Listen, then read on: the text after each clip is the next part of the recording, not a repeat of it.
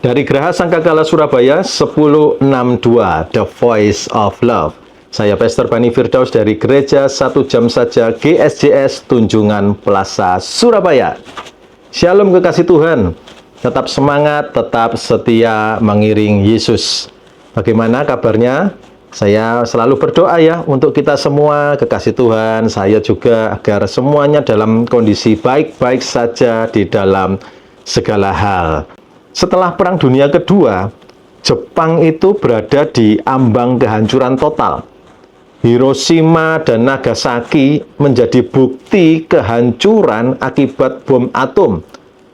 Perekonomian mereka pun hancur dan masa depan tampak suram. Namun, hanya dalam beberapa dekade, Jepang bangkit menjadi salah satu kekuatan ekonomi terbesar di dunia. Apa penyebabnya? Penyebabnya adalah mimpi besar dari Shigeru Yoshida. Ini Perdana Menteri Jepang pasca perang. Yoshida memainkan peran penting dengan mengarahkan Jepang ke arah pembangunan ekonomi melalui investasi besar dalam pendidikan, teknologi, dan infrastruktur. Strategi ini dikenal sebagai doktrin Yoshida yang berhasil membawa Jepang keluar dari kehancuran. Selain itu, kebangkitan mimpi besar juga dilanjutkan oleh Akio Morita. Siapa itu Akio Morita? Itu pendiri Sony yang menjadi simbol inovasi Jepang. Dengan mimpi besarnya untuk membawa teknologi Jepang ke panggung dunia, ia memulai dari nol. Ya, seperti Pertamina ya. Mulai dari nol ya. Berkat ketekunan, inovasi, dan kerjasama tim, Morita berhasil menciptakan produk revolusioner seperti Walkman yang membawa Sony menjadi raksasa elektronik dunia. Kekasih Tuhan, kita sering mendengar pepatah, gantungkanlah cita-citamu setinggi langit, yang artinya punyailah mimpi yang besar. Mimpi kecil itu dan mimpi besar itu sama menghabiskan energinya. Kita mau mimpi kecil ya, aku paling enggak lulus SMA lah. Dengan aku harus masuk ke S3, menjadi seorang doktor profesional. Loh, itu mimpinya sama ya, kita memiliki energi yang sama untuk bermimpi kecil maupun bermimpi yang besar. Kenapa kok kita tidak mimpi besar saja? Kan sekalian, tidurnya sekalian kok, ngapain mimpi yang kecil? Nah, hari ini kekasih Tuhan, kita akan refleksi nih kehidupan kita dari kitab Ezra tentang menghidupkan mimpi besar. Kita selama beberapa pertemuan ini kita urut ya dari kitab Kejadian sampai nanti di kitab Wahyu. Dan sekarang kita di kitab Ezra tentang menghidupkan mimpi besar. Kisah bangsa Israel dalam kitab Ezra menunjukkan betapa mimpi besar itu penting. Setelah bertahun-tahun dalam pembuangan di Babel, bangsa Israel kembali ke Yerusalem untuk membangun bait Allah yang telah dihancurkan. Dan dalam perjalanan ini, bangsa Israel mengajarkan kita 3 poin penting dalam membangun mimpi besar. Ya, kasih Tuhan bisa catat atau bisa rekam saja lewat gadget kekasih Tuhan. Yang pertama, yaitu bangun dengan visi yang jelas. Ezra 1 ayat 1 sampai yang ketiga. Kita baca ya sama-sama Ezra 1 ayat 1 sampai yang ketiga. Kores mengizinkan orang-orang buangan pulang ke negerinya. Pada tahun pertama zaman Kores, Raja negeri Persia, Tuhan menggerakkan hati Kores, Raja Persia itu, untuk menggenapkan firman yang diucapkan oleh Yeremia, sehingga disiarkan di seluruh kerajaan Kores secara lisan dan tulisan pengumuman ini. Beginilah perintah Kores, Raja Persia. Segala kerajaan di bumi telah dikaruniakan kepadaku oleh Tuhan, Allah semesta langit.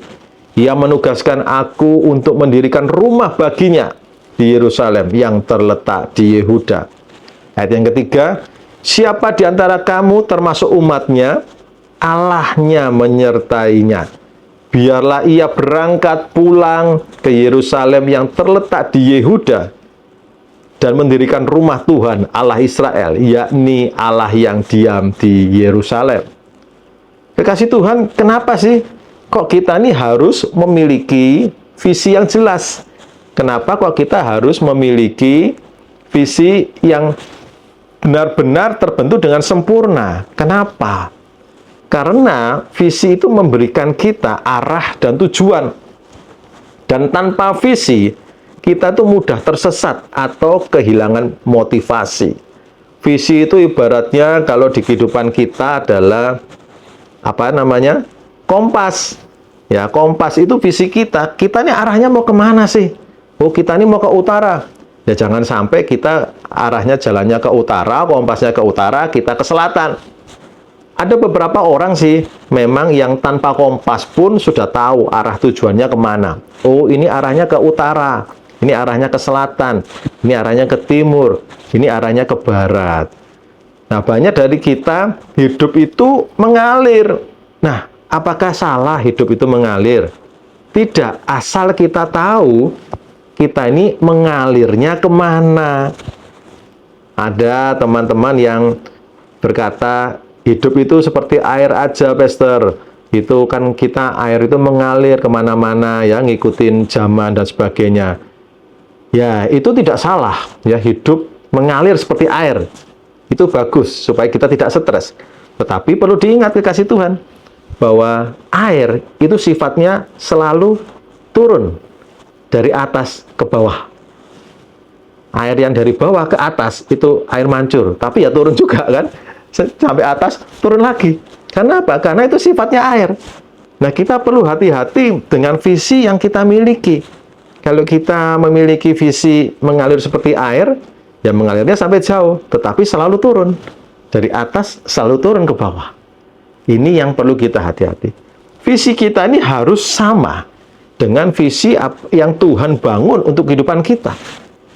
Ketika bangsa Israel kembali ke Yerusalem, mereka tidak hanya kembali tanpa arah, tetapi membawa visi besar untuk membangun kembali bait Allah sebagai pusat iman mereka.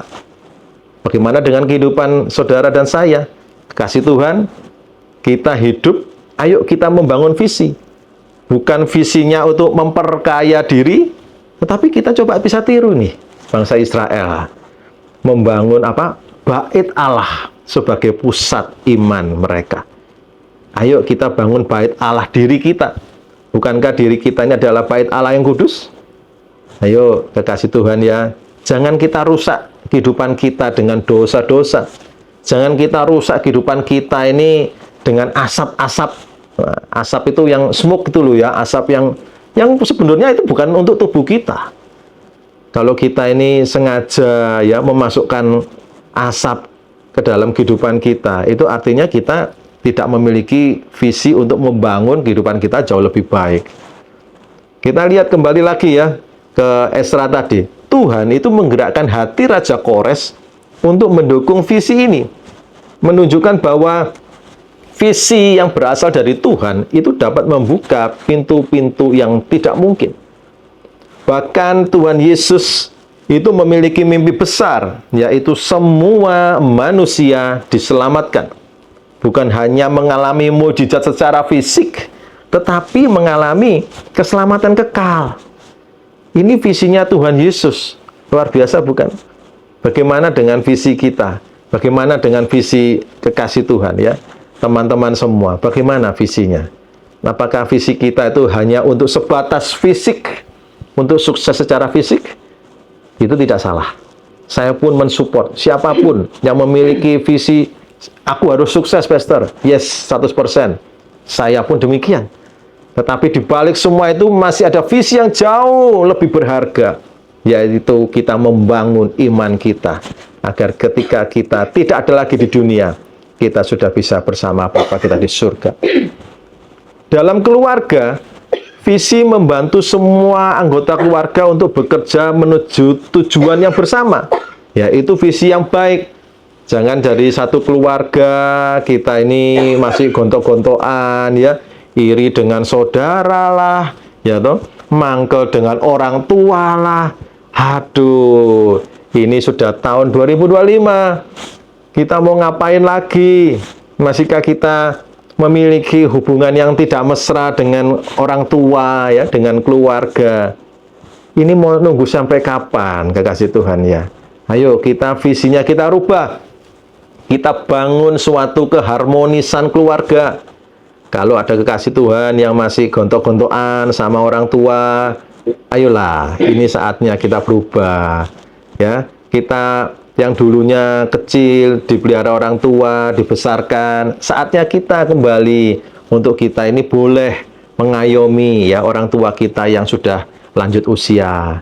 Orang tua yang memiliki anak-anak yang masih usia sekolah, ayo jangan dibenci anak-anaknya. Jangan dibanding-bandingkan.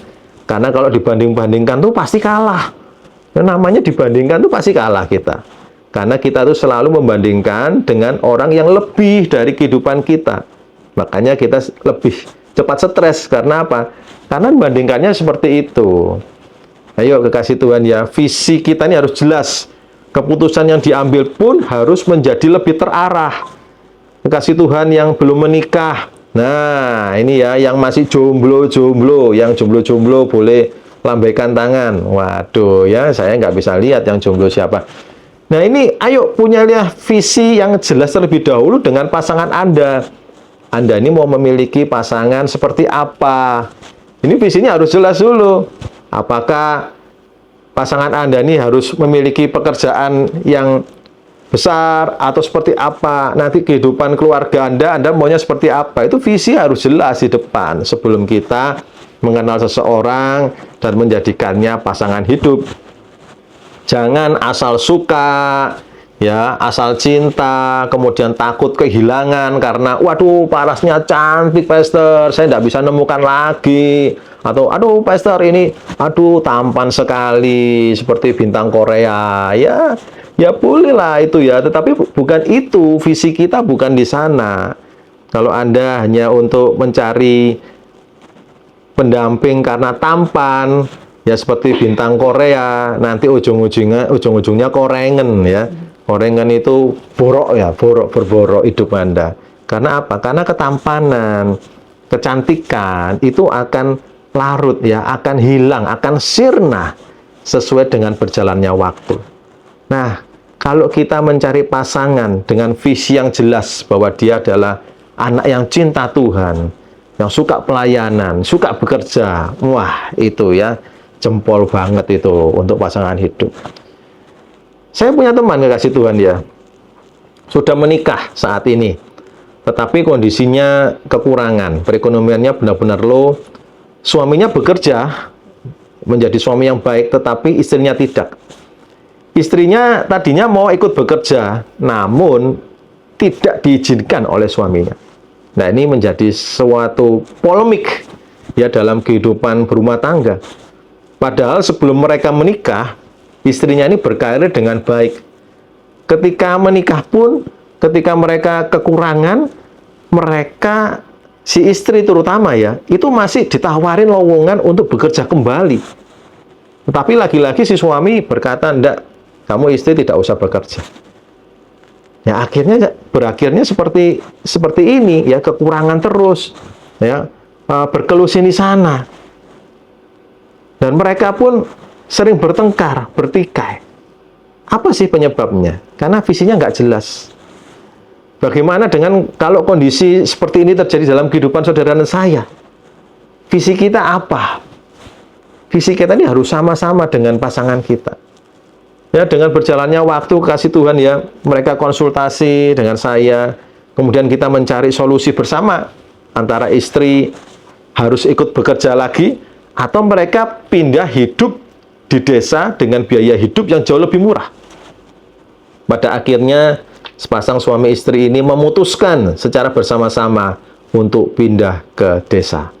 Ya, itu keputusan mereka, itu visi mereka. Mereka sudah memutuskan dan akhirnya mereka pindah. Dan puji Tuhan ya, kekasih Tuhan ya, di saat mereka sudah memiliki visi yang sama, mereka mulai dipulihkan. Mereka kadang bisa kembali ke kota untuk jalan-jalan. Nah ini loh kekasih Tuhan ya, pentingnya kita itu memiliki visi yang sama. Dalam bisnis pun, visi kita itu menjadi fondasi untuk kesuksesan.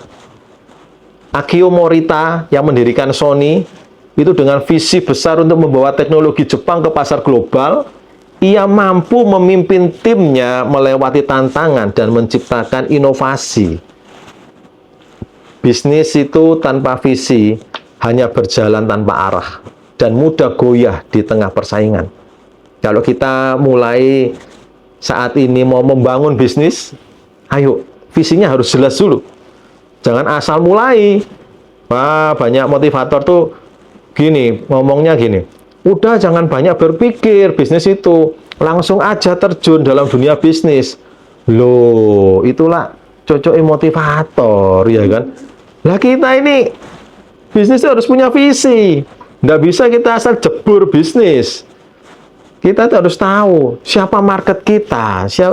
Kita harus tahu apakah market kita itu membutuhkan produk kita. Kalau kekasih Tuhan jualan baju, ya kita bisa datangkan baju misalkan ya dari China, itu banyak pendatang-mendatangkan baju dari China. Terus jualnya ke siapa? Oh ya, ke teman-teman. Ya, oke, ke teman. Temanmu berapa banyak? Apakah profit Anda yang Anda dapatkan itu bisa menghidupi keluarga Anda? Loh, ini harus jelas dulu di awal. Kita harus punya planning yang baik, tidak asal jebur. Ya, kecuali kita pelurunya non-stop ya, peluru kita tanpa batas ya, uang kita tanpa batas ya, segala pun dicoba. Tapi saya nggak yakin kok. Mereka-mereka yang punya modal besar itu terjun bisnis tanpa visi itu saya nggak yakin. Mereka pasti punya visinya. Mereka pasti sudah set up sedemikian rupa, akhirnya mereka berani masuk.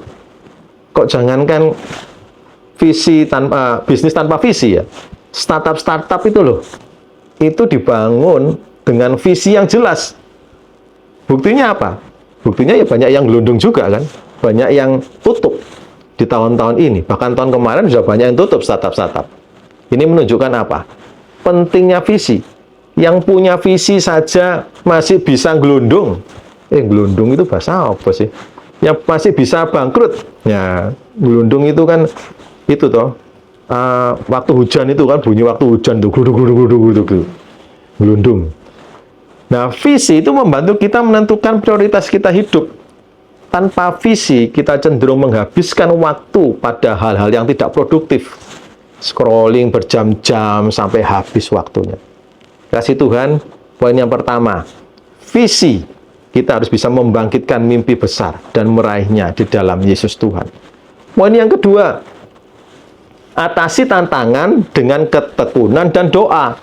Ini ada di Esra 5 ayat 1 sampai ke 2. Kalau kita baca di Esra 4, itu pembangunan Yerusalem terhambat oleh perlawanan. Di Esra 5, ini pembangunan dimulai lagi dengan izin Raja Darius. Kok bisa ya mulai lagi? Padahal di Esra pasal 4, itu sudah ada perlawanan dan dihentikan. Nah, ini rahasianya. Rahasianya ada ketekunan dan doa. Kita baca Esra 5 ayat 1 sampai 2 dan ayat yang kelima. Esra 5 ayat 1 sampai 2 dan 5. Tetapi Nabi Hagai dan Sakaria bin Ido, kedua nabi itu bernubuat terhadap orang-orang Yahudi yang tinggal di Yehuda dan di Yerusalem dalam nama Allah Israel yang menyertai mereka.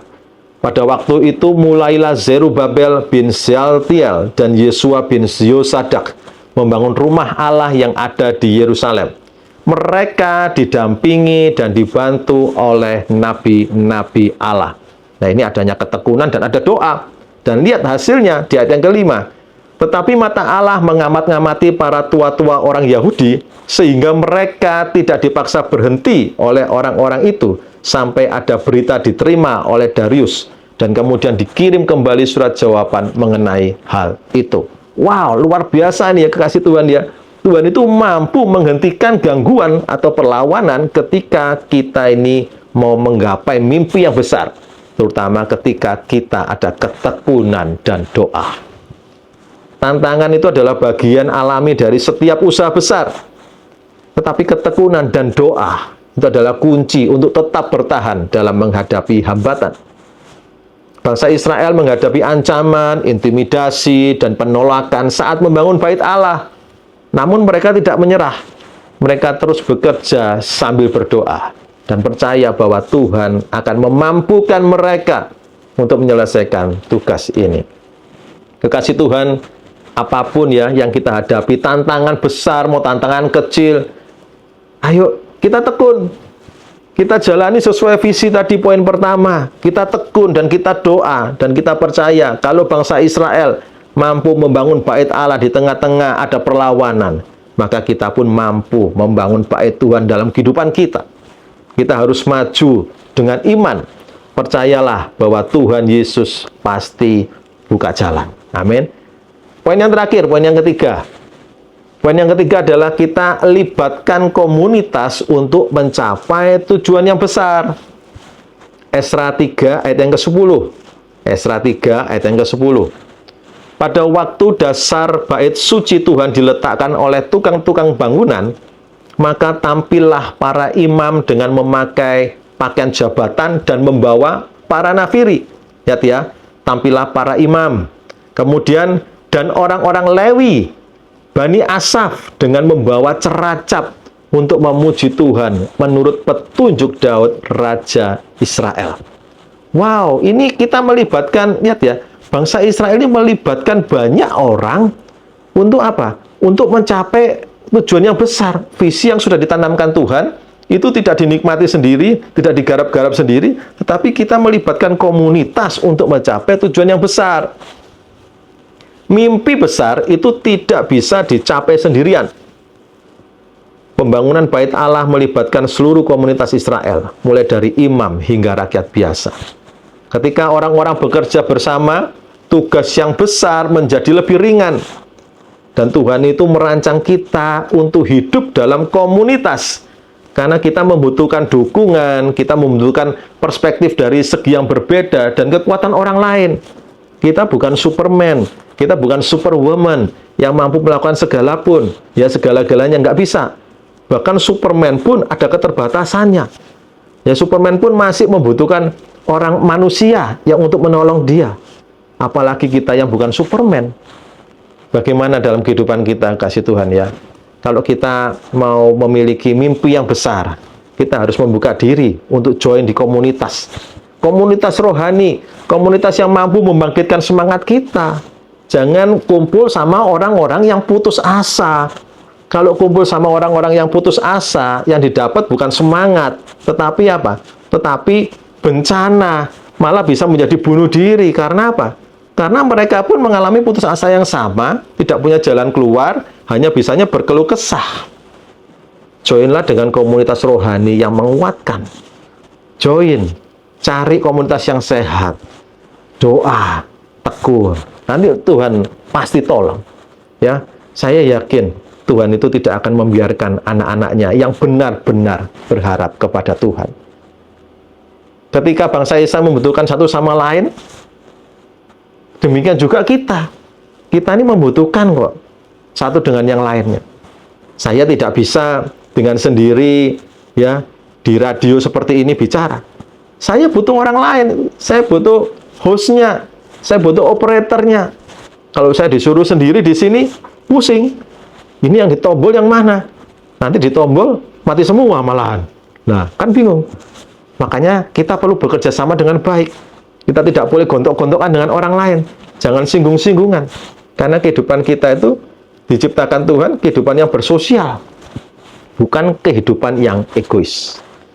Kisah dalam kitab Esra ini, kasih Tuhan ya, mengajarkan kita bahwa untuk membangkitkan mimpi besar, mencapai sesuatu yang besar, entah itu di dalam keluarga, entah itu dalam bisnis, entah itu dalam kehidupan pribadi, kasih Tuhan, kita ini membutuhkan visi yang jelas, ketekunan yang tak tergoyahkan, dan kolaborasi dari komunitas. Buka kehidupan kekasih Tuhan selebar-lebarnya. Informasi itu banyak sekali di luar. Tetapi ingat, untuk kita dapat memfilter informasi yang baik dan benar, kita butuh namanya ketekunan dan doa. Ketika kita mau tekun, mau kita doa, nanti Tuhan akan perlihatkan, ini nggak cocok untuk kamu, ini yang cocok untuk kamu. Dan di situ kekasih Tuhan pasti akan menerima terobosan yang luar biasa. Tuhan itu telah memberikan kita kemampuan untuk bermimpi besar. Dan dengan mengandalkannya, setiap mimpi dapat menjadi kenyataan. Apapun tantangan yang kita hadapi, ingatlah, dengan visi, doa, dan kerjasama, kita dapat membangun sesuatu yang besar, yang membawa dampak besar, bukan hanya bagi kita pribadi, namun bagi dunia, untuk kemuliaan Tuhan kita, Yesus Kristus. Amin.